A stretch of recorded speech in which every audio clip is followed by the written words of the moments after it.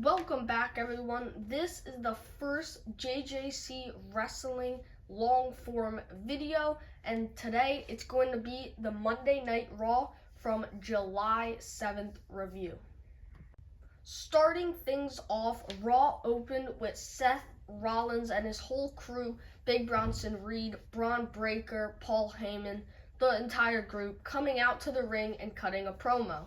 But Seth Rollins was going to cut his promo about his usual stuff. It's Monday Night Rollins, and they're in control of the brand. But Braun Breaker actually stole the microphone from Seth Rollins and went on an entire rant on Sami Zayn. So basically, Braun Breaker was yapping and just talking about how much he hates Sami Zayn because they have a match later on in the night. And then Seth Rollins got the microphone back, but then Big Bronson Reed wanted to talk. So this is a different character I think we're seeing out of Bronson Reed and Braun Breaker, because usually they're like the bodyguards of Seth Rollins, but tonight we did not see that. And then Big Bronson Reed explained why he joined Seth Rollins, which that was because he beat the respect to him.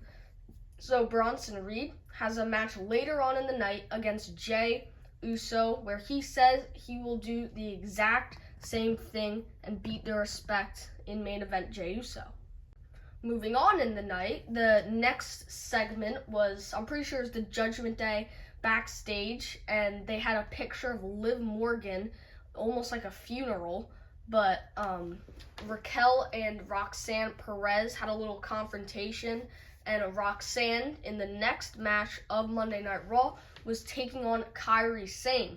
So they had a match coming up, and Raquel just said in the segment that Roxanne better win that match.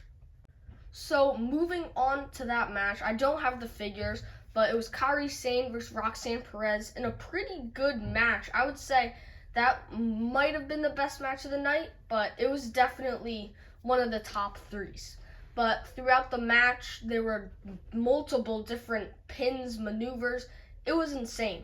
But the end result was Kairi Sane rolling up Roxanne Perez, getting the victory, which I'm surprised of. I thought Roxanne was definitely going to win that match, but Kairi Sane won, and then Raquel and Roxanne was beating down Kairi Sane until Asuka comes out. So the Kabuki Warriors are back. And at WWE Evolution, it's going to be the Kabuki Warriors versus Roxanne Perez, Raquel Rodriguez for the Women's Tag Team Championships. But they're also going to go against Sol Ruca and I forget the name, but those NXT tag teams, and also Charlotte Flair and Alexa Bliss. So that's interesting. The Kabuki Warriors are officially back, so I'm happy to see what they're going to do on the roster. So moving on in the Raw show, I'm not sure about the exact order, but I'm pretty sure it was Braun Breaker versus Sami Zayn next. And while Sami Zayn was making his way to the ring, we had Karrion Kross attack Sami. I am so happy that Karrion Kross is getting the television time that he deserves, because all the fans in that arena, and it was an insane crowd that night. I have a bunch of respect for the crowd yesterday, but they were screaming, "We want Kross." And then Sami got injured in the ribs, and then he had to compete against Braun Breaker, so Breaker just targeted the ribs of Sami Zayn.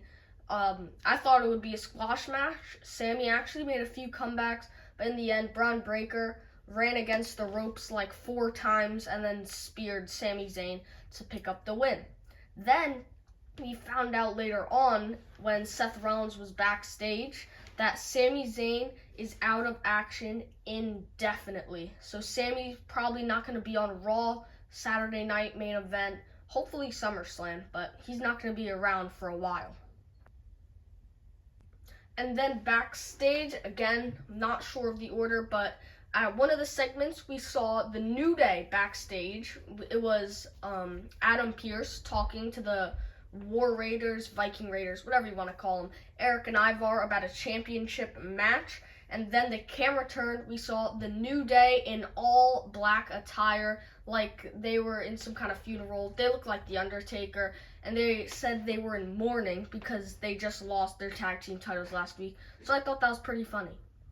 And then, I don't have these figures, but we saw Becky Lynch, the Women's Intercontinental Champion, come to the ring talking about her opponents at Evolution, Lyra Valkyria and Bayley. But then Bayley made her way to the ring, kind of denying her from all the smack she was talking, that Bayley couldn't wrestle anymore and that Lyra Valkyria was just too young to compete against her level of work. So Bayley came down to the ring, but then Lyra Valkyria came directly when Bayley came out, bumped into her, and went into the ring. So then it was Becky Lynch talking to Lyra Valkyria. It got pretty heated, and then Bayley got into the ring, and then they were all talking until Lyra Valkyria finally had enough and snapped, taking down both women with Nightwing. And then Lyra Valkyria stood tall, raising the And then, next in the card, we saw Bronson Reed take on Jey Uso, and the match went pretty quick because Bronson Reed threw a chair at Jey Uso, disqualifying him. So Jey Uso won, but at what cost? Because Bronson Reed went to the top rope, delivered 2 tsunamis before security came out and made him leave the building. So that's not good news for Jey Uso, because now Uso might be injured. I don't think he's injured indefinitely like Sami Zayn, but definitely a lot of impact from Bronson Reed. So then we see the WWE World Heavyweight Champion Gunther come out, and he talks about that he talks so much smack to Goldberg, but Goldberg has never talked smack to him face to face. So then Goldberg comes in his car, walks to the ring, and then goes up to Gunther. Gunther hands him the microphone, but he slaps it right out of his hand, and Goldberg has snapped. He takes out Gunther with the vicious right hand, which I think really caught Gunther, because Gunther was dropped. And then Goldberg lined up for the spear, but Gunther rolled out of the ring and escaped. But I'm excited for the match at Saturday Night Main Event, but I really hope Goldberg does not win, because he's way too old to be winning a World Heavyweight Championship. And now we have our main event, Seth Rollins versus Penta, which was an outstanding match. At the end of the match, Seth Rollins cheated. He headbutted the, stomach of Penta, but a little bit lower. But Penta was holding that section. He was over. The ref was trying to check on him. Rollins had a smirk on his face, hit the curb stomp for the 1, 2, 3. Penta should have won the match, but Rollins was able to cheat, steal the victory, and then he screamed at Paul Heyman to get on his phone. Heyman was on his phone, and he yelled for Bronson Reed and Braun Breaker to come back down to the ring and beat down Penta. But lucky for Penta, LA Knight came through the crowd and hit the BFT to Seth Rollins. They're going to have a match at Saturday Night Main Event, so this definitely helped the feud grow, because I think their feud was lacking a little bit of storytelling. But LA Knight saves Penta, takes out Seth Rollins, and now Seth Rollins has to get this obstacle out of his way at Saturday Night Main Event. So this is my WWE Monday Night Raw from July 7th recap. I hope you guys enjoyed. Stay tuned, because we got some stop motion action coming up, as we have Jon Moxley taking on Darby Allin for the NXT Championship in an Extreme Rules match. More reviews like this might be posted. Most of them are probably going to be SmackDown ones, because that's when I have the weekend to edit and film.